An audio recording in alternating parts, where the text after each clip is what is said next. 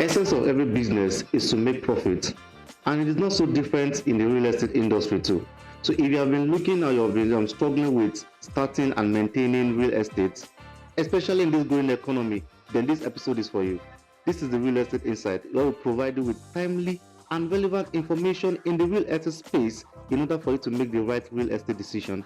I am Ogundele Tolulope, and we have here Mr. Francis Ajilore. Good day, Mr. Francis Ajilore. Good day, Tolu. It's good to have you here. My pleasure. Okay, so today we are talking about the strategies to starting and maintaining real estate business, especially in this growing economy.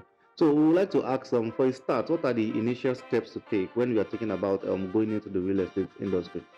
Okay, for me, I'm not really that much of a theory person. I like practical steps, things that you could use in hitting the ground running, and that's always been my philosophy. I rather prefer to get just true information that I can maximize rather than being overfed with 10 information. And that being said, what are the key things you need to do? Knowledge is very critical. This sharing this information we're communicating as well here is a part of knowledge, but it's not full information. And sometimes half-baked information is more dangerous than no information. So knowledge is very critical. I remember some years back, close to about 7 years ago, when I needed to explore an arm of business, I had to take off time, retreat, studied materials, not just as it relates to that industry. So when I mean knowledge seeking information, it's not just about the space, the real estate space, because real estate business, as it were, is just one of the numerous businesses that one could explore. And like you did say in your introduction, the objective is to make profit. Exactly. So if viability, profitability, cash flow, is the objective, then you need to acquire knowledge across board. So you need to understand things like, so a business can actually be very profitable, for instance, and yet not but have cash flow issues and therefore could die. So what are the things that could make a business die? Could be part of things you try to learn. It may not be because the business doesn't have potentials or isn't a profitable kind of business. However, because you don't know the impact of cash flow, you don't know the impact of being liquid, you don't understand the place of not over having so much asset, not over concentrated on asset. All of these things you need to know how they all play, how they can come up, they can confluence to give you better output, and thereafter you can then deploy. Then you tailor it to the real estate space. That way, it's the best way to get started. Most times, people get started without having the end in mind. So they don't even have a mental picture of how big they want to, how far they want to go. They also don't have this broader scope of the kind of target market that they're looking at. So all of this put together, and there's information you need to dig deep. It's not just a day thing. It's not something you do and say you scratch the surface in 7 days. No, you need to take out time. Put yourself in the position of the customer when you are doing the research. Because one thing we must know about business is we are not sent to ourselves. We are not cut out to do things for ourselves. We are meant to serve people. It is when you serve enough people that you end up having your own profit. So if without service, there's no room for profit. And it means that how to get those people satisfied, what do they want, and how do they want it is very critical. Okay, thank you so much for that. What do they want and how do they want what they want? Exactly. So you spoke about knowledge. So let's close a knowledge gap now. So how do I make market research? Like I am looking into starting my real estate business now. So how do I conduct a market research in order to identify the property types and the promising areas? So, like I said, most times if you're exploring the business space, you start from the known. to get to the unknown. Great, great. It's a principle that if you get right at that stage, it makes it a lot easier to make progress. So, who are the closest people to you? What are the challenges? What are they clamoring for? Oh, every complaint you see, that landlord is acting like this, this policy of government is like this. It's already a pointer to the kind of product and services that you should render. And that is the closest people to you. So, and like I said, when you serve those ones well, the unknown begins to unravel. You begin to meet more people, more needs, and by starting with those you know who obviously are limited resources, they are limited in number, but capacity is built, testimonials are built, reputation is built. All of these are various forms of capital that you now leverage on to reach out to bigger. So my first point of call, my people who the known people, the known components to me will differ from the ones to you and differ from another person. Your experience over the years in this, whatever you've been doing in time past, will also play a critical role in those you know and how you could reach them. So it becomes a simpler channel to for a startup. Okay, so now when I'm starting up, in order not to make some errors, what are the legal and regulatory requirements I need to consider when going into the real estate business? Even a lawyer gets a lawyer. So there are few relationships that even if you don't have money, you should always surround yourself with relationship with finance people who have book at least a little more than bookkeeping idea. When we talk about starting a business, I'm looking at it from the perspective of someone who is starting small. So it means if you're starting small, you're saying, I don't have all the resources at my disposal. So if I don't have all the resources at my disposal, what are the things I could do? And so that's why I did make reference to having existing relationships. So if you've shared your vision with your friend or someone, a close relative who is an accountant, who's a professional accountant, it can render some level of services depending on how well you've projected your vision and how you intend to accomplish it. You could have relationship with people who are legal practitioners, and they could also provide you with some framework, legal framework. You obviously know that these two categories of relationship could help you in registering such businesses too, because that's just as you have an identity, your business should equally have its own identity. That is what makes it a business. So it is not you have a business name in quotes but not registered. When they want to pay money, you now say, oh, it is Jude Francis account that you should pay into, my personal account that they should pay into. No, that business should have identity, and this two critical relationship would provide you a good starting point should you not be able to afford such to employ or recruit someone to work with you in that field. So there's a limit to just saying provide this. They will be able to say, I haven't heard your idea, I haven't heard the vision. They will be able to tailor things you need to do, things you need to source for, as it pertains to that business. Okay, thank you so much for that. Now, you also mentioned something when you started. You mentioned that a lot of times people just go into the real estate business without proper goal, proper planning, and all that. So, can you just touch a bit on what's the role of solid business plan in real estate? And how do I even create a comprehensive business plan that will target, that will meet up with my financial projection, competitive analysis, and all those things that business plan requires?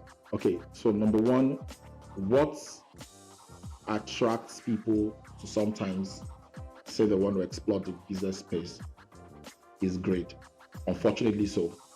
So they like the people that they get to see around who are driving the big cars, who are doing the big things, who are, whose lifestyle they find appealing. So they just feel, when did he start? When did he launch out? He's making this much money. He's supporting this brand. So, but we're unknown to them, the brand you see that looks as though just launched out 2 years ago may have been in the planning room for 2, 3, 5 years. Exactly. The person may have still been working somewhere where they are, perfecting their strategy and doing the plan work. So, number one, I will encourage people, don't just look at the outward impression that you feel. Don't just look at the fact that someone is doing so big in saying you want to explore business. Really ask yourself, am I really cut out for this? Seek information. Say, okay, if you ask someone, I will recommend that every business person or whoever is thinking of exploring business should have a mentor. And the question is not how you made the money. What were the mistakes you made? What were the struggles? What are the challenges you are still going through? What are the challenges of starting small? But what are also the challenges of when you grow big? These are very, very critical components before we delve into the aspect of what should I plan for, what have you. So I believe that everybody has a temperament, and that temperament is tailored, helps you to actually know your niche. So the real estate space is quite broad. You have the land banking, you have the land flipping, property flipping, you have rental, people who explore more of rental income, you have those who explore shortlets, services, you have those who, do maintenance, you have people who do cleaning, industrial cleaning, strictly for real estate. Why don't you look at what are your core strengths? What is the niche that your core strength, will help you flourish in? Like I always tell people, a bird doesn't struggle to fly. A fish doesn't struggle to swim. One of the things that reduces by 50% your struggle or the challenges you go through in business is the fact that if you are playing within the area you should play in. So look at that niche, then your plan, strategies will be tailored in that direction. So there's no size fits all when it comes to a plan. But number one thing is there is a known self, there is the hidden self, there is the unknown self. All those components gather together, get feedback. What is the unknown self that other people know about you, but you don't know? What is the known self? That is the place to even get started from. What is the hidden self that doing research or in the course of seeking knowledge, you just get to find all of these things, you put them together, and it helps you to come up with an appropriate plan.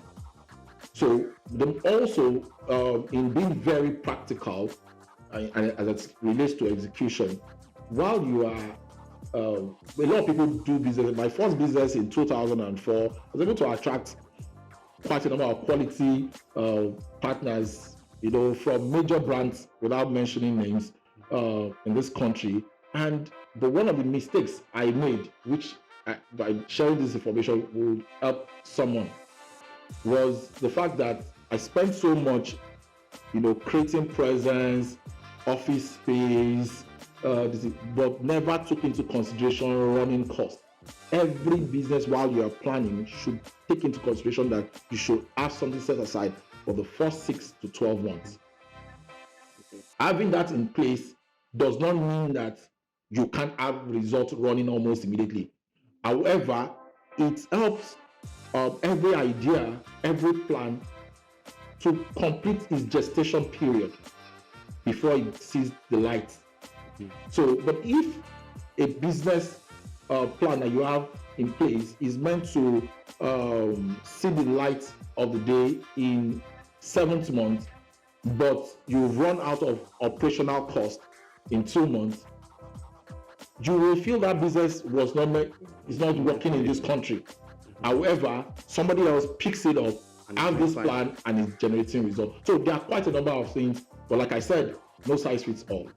Hence, without your 5 million, you've been able to, over a 6-month period, over a 12-month period, you have grown that business. So with the existing plan you have, you are able to, share that same concept, for a fee, and you get more people to buy into it. So never be too much in a hurry to want to blow, to want to get it right, to want to be seen out there. Try to grow from the inside, grow it, and like a referred mentor of mine always say, if you grow up, you stay up. If you jump up, you come down. So try to grow up at every startup. That's my advice. Thank you so much for that. You also mentioned something about moving from the people that you know to the unknown and having a mentor and all that. So how can I build a strong network of contacts and partners in this industry?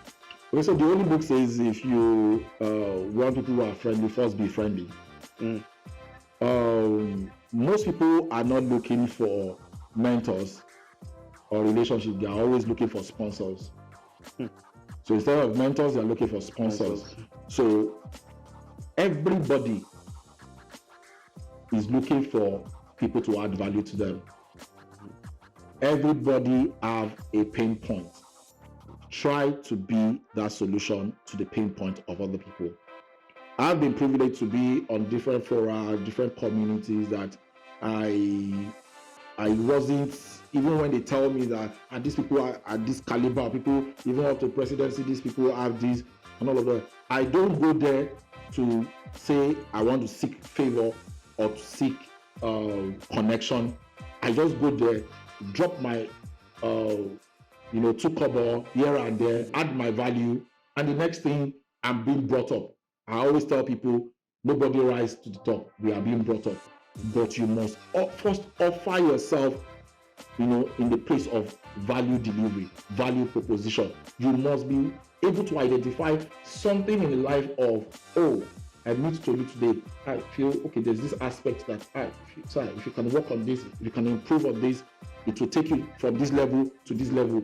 Those people would value that relationship. They will fight because, one, you brought value, and so they will see you always as a value relationship and not as a pest that is always just trying to be around people. So always first position yourself as someone who wants to add value to other people rather than just being a recipient of quality network. Who doesn't want to have quality network? So present yourself as one first.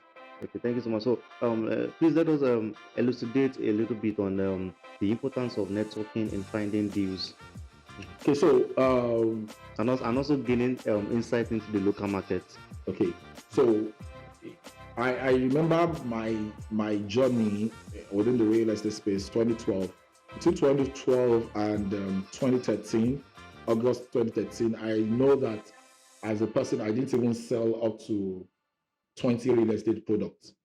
However, during that period, I was building relationships. I was building network. And between September 1st and November 8th, 2013, I sold 138 plots. So a whole year, I sold less than 20 plots. But I was busy building relationship, building network, getting to offices. Every office I get to, I'm very intentional about building relationships there. But having built those relationships, it was not for the sake of just gisting. It was for the purpose of adding value to them. And knowing that value, it's in the product and services I render, which is the real estate space. All I needed to do was, it looked as though I blossomed between September 1st, 2013 to November 8th, 2013. I can remember the dates vividly because, one, there was an element of intentionality there. So don't just look for the pocket of people. Look for their need. Build relationship with intention to solve those problems, or to link them to someone who will solve that problem for them. I'll give you a deeper insight. That was back in the days. The first example was back in the days, 2013. Now, most of the things I do are tailored towards getting, if I make someone who is 5 million naira richer now become 20 million naira richer, I won't be offering in another 2 years' time, I won't be offering 5 million naira solutions to the person again. I'll be talking something in the range of 15 million, 20 million, because the person is now 20 million naira richer. So, which means that my earning capacity in 2 years' time is going to be higher than what is obtainable now. Exactly. So, the point is, I'm driving at is that you still need to walk around trying to improve the life of people that you come in contact with. The moment you do that, you have actually you've created a market for yourself in the next few years. And that's always the consciousness I work with every time. So I will encourage every business startups to think in that direction. To think in the networking direction. Thank you so much. So let's talk about marketing. So sorry. Okay. So when people think of networking, you think from the angle of what they want to get. Okay. There's nothing wrong in thinking of what you want to get, but it's very important that you think of what you will make of someone, and so that in the making of their lives, your own life is made. Guess what? How does it work for me? If I come in contact with 10 people and I add value to each of them, let's assume for everybody that I met, for the 10 people I met, they are worth 50 million each.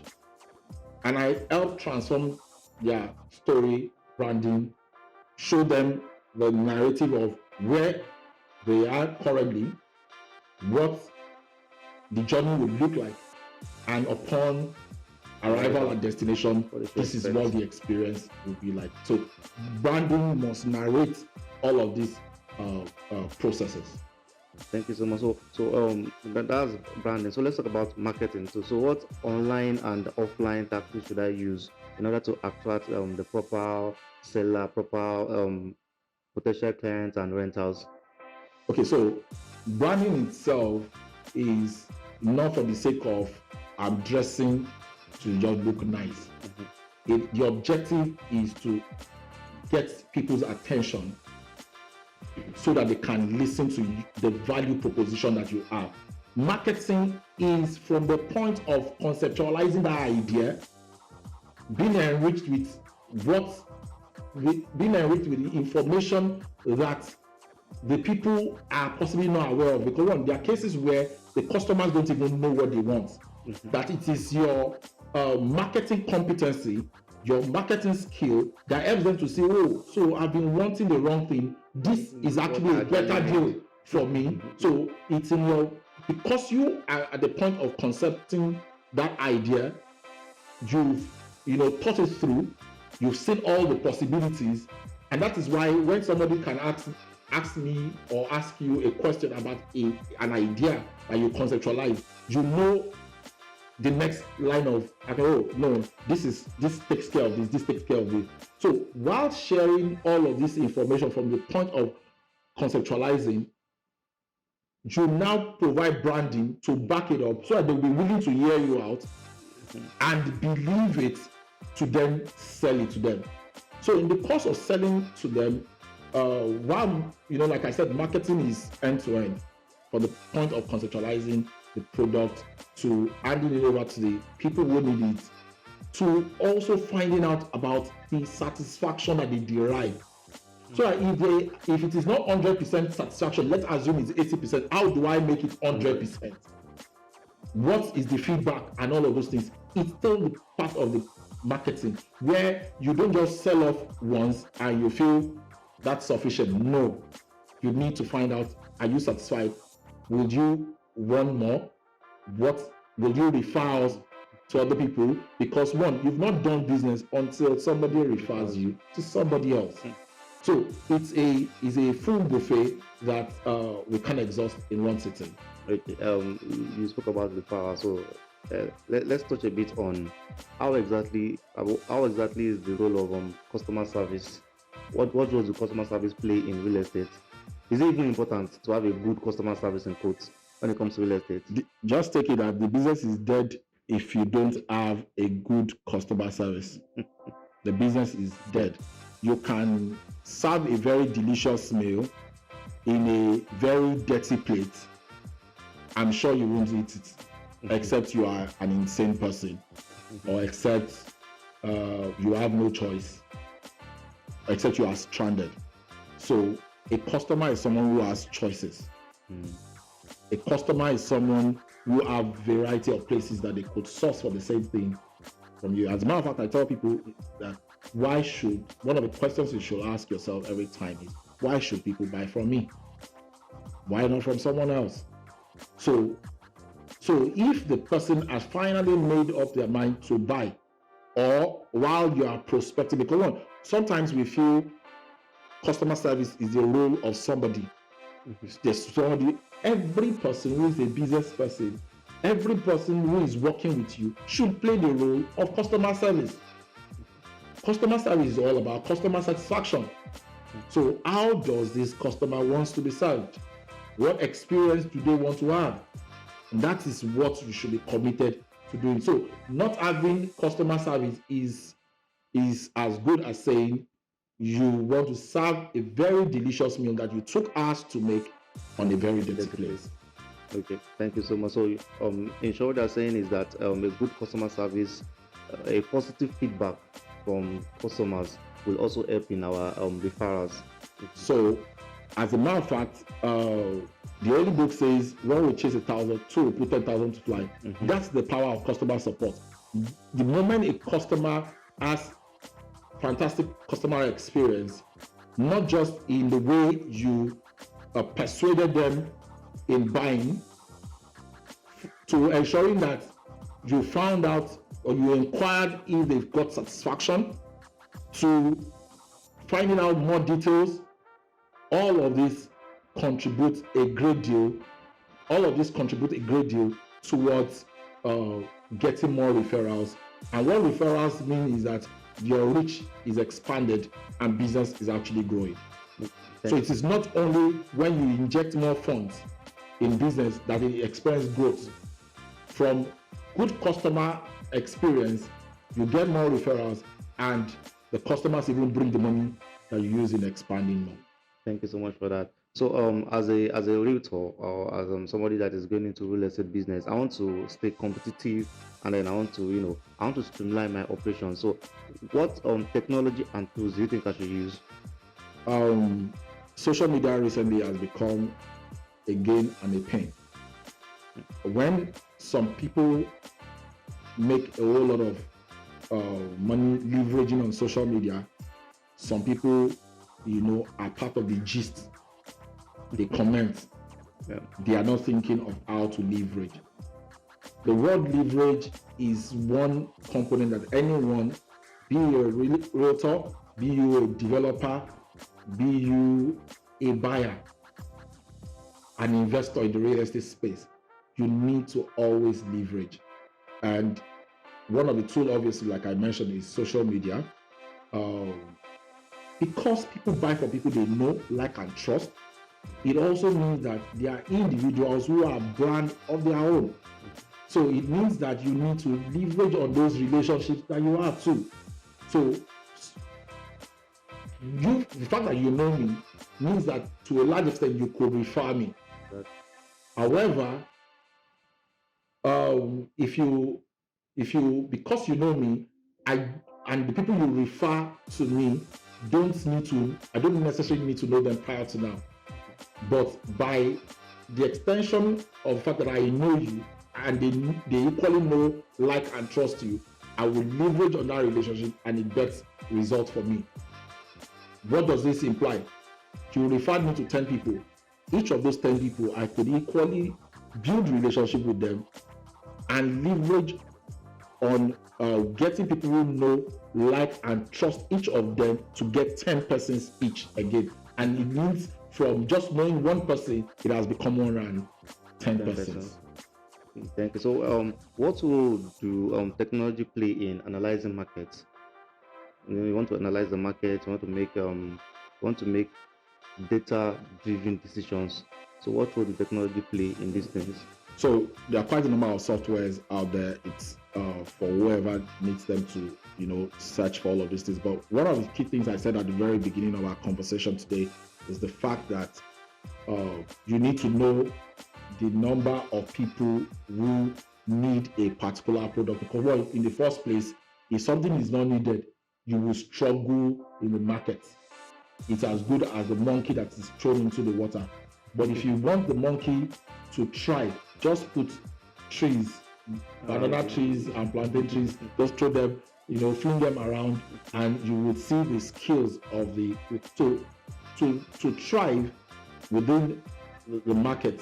So you need to seek information, data that helps you to know the number of people who need that product, to have an idea of how many people are operating within that space. Then, based on your skills and competencies, this is the you need to get data or technology that can help you say, okay, you can only pick 2%. What is the 2% of this market? Will it make me viable? If attending to this 2% will sort me out, what is the scalability plan? Because any business that doesn't have scalability plan is also not a business. You are trading. You should be able to scale up and everything. So there are technology, softwares, and all of that helps in determining all of this, artificial intelligence, a whole lot of things that could go. So it's very critical. You could leverage on this technology to actualize your objectives. Okay, thank you so much. So let's move to this part of flexibility in the real estate industry. I got a report, or I saw something about people moving from these days. People don't want to build a house. They want to rent a house. Why? Because they want to be mobile. Today I want to be in Lekki. Next year I may decide that it is VI that I want to stay in. So I don't want to build my house in Lekki. I want to build my house in. I don't want to build house so that I'll be able to move from one place to another. So now, for somebody that is not into rental real estate, how can I be flexible? That was just an example. So how can I be flexible with the fluctuations in the market, in the real estate market? So I will start with the illustration you gave, and the question is, if you are given a house for free in those places that you say you can move like from now and then, from time to time, will you take it? Yes. Who says as well that instead of owning a house in just one location, who says you can't own in that location, and the other location? Who says that you must live in the property that you own? What if the property that you own generates you more rental income than the property where you live? These are all possibilities that people don't think in that direction. So more people have this video, the house I live. Yes, if you've gotten to that point, but why, as an investor who is trying to maximize the market, why don't you think more in the direction of owning 3 to 4, 5 houses that are generating you income, and be able to then move into your own, and let those 4 or 5 houses fund your own desired dream home? We will always get to a point where we don't want to move from one location to another, but that is an information that will certainly help somebody who wants to be an investor within this space. Now let's talk about people who want to do the business, who want to target markets and are faced with variety of thought process.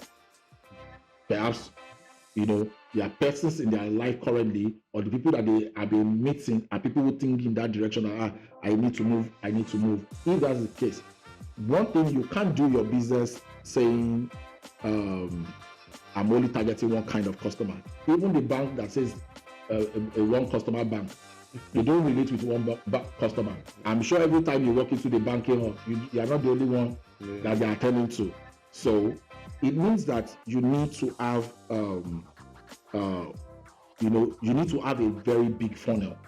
The funnel principle is such that you have different fishes, you have different prospects, you have different customers that want different things.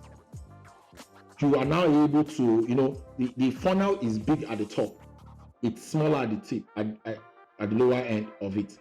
So your niche are the ones that flow out. They meet the kind of product that you want to meet. So if you have cut out from very beginning to say, look, the market of people who want strictly rented tenantable apartments is your target, and you've checked out how many people are playing within that space, and you've been able to, then that's what will drop off on the other end of the funnel. If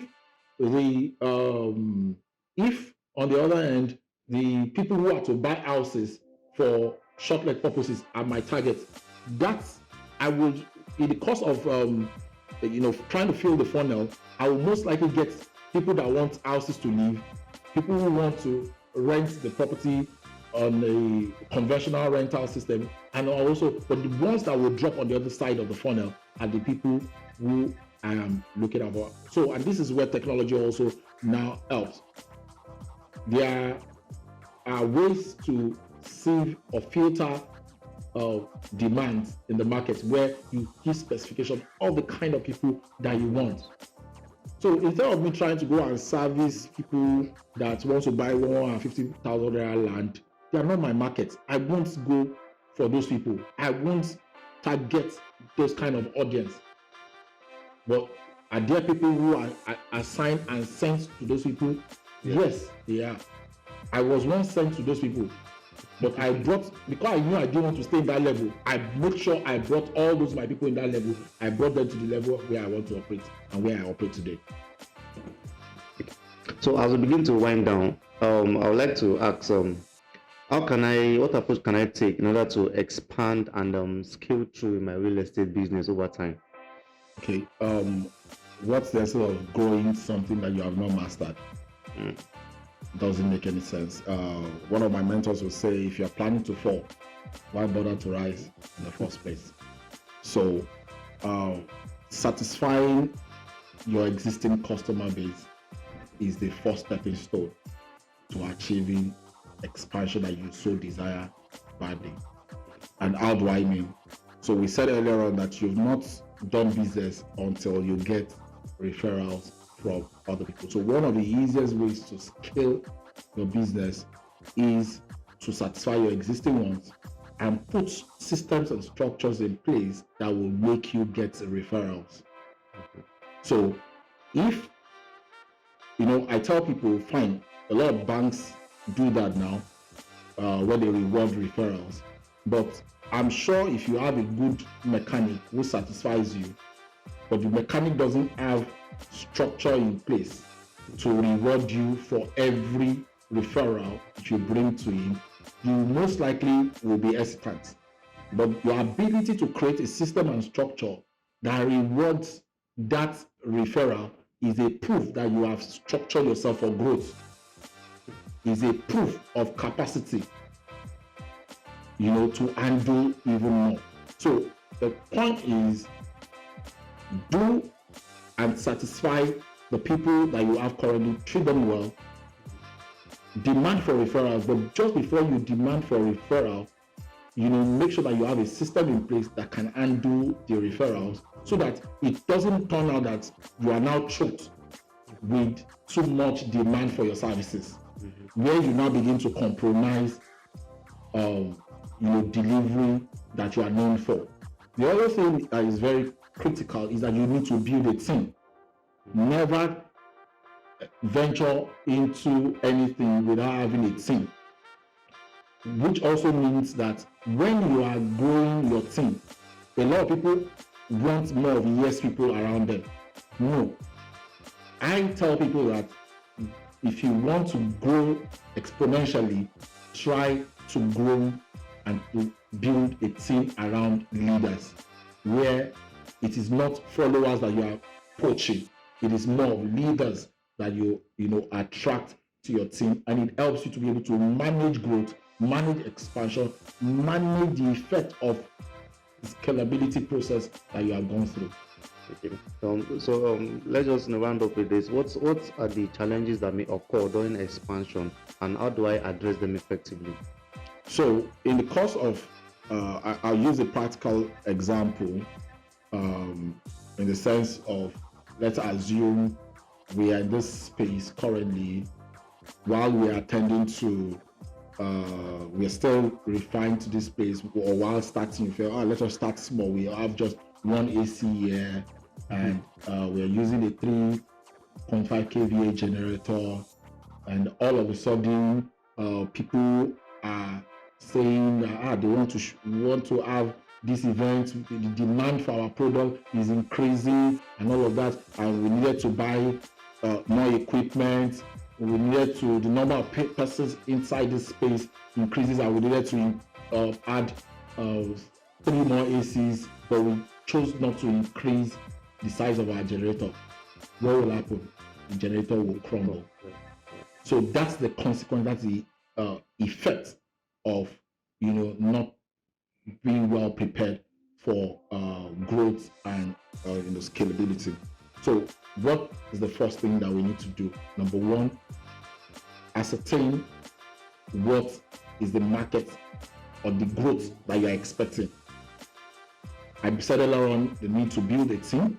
So people perform to the level of what they know, in direct proportion to what they know. So if you're expecting growth at, let's say, from 25 to 75%, you're able to say, yes, we have brought you in, to solve certain degree of problem. And what we are anticipating is 75%. The moment we are getting to that 75%, these are the signs that we will see. These are the pointers, these are the indicators, and this is what is expected from each and every one of us. So, having said all of that, that prepares the people, not just the visionary, the one who has the vision of the growth, not just it shouldn't, anticipating growth is not the responsibility of the visionary alone. It should be the burden of the team. And everyone should work with that mindset. And that way, nothing comes to them as surprise. So, and that way, everybody that needs, to build capacity to meet that level of demand, that level of result, that level of output, will do so in preparation for that. So you don't manufacture your weapon of war on the battlefield. So you don't start preparing to build capacity when the growth has come. No, they anticipate what the growth is and they prepare for it. I believe that you've learned a thing or two from today's episode. And if that is the case, I want you to like, subscribe, and share your thoughts in the comment section. See you in the next episode.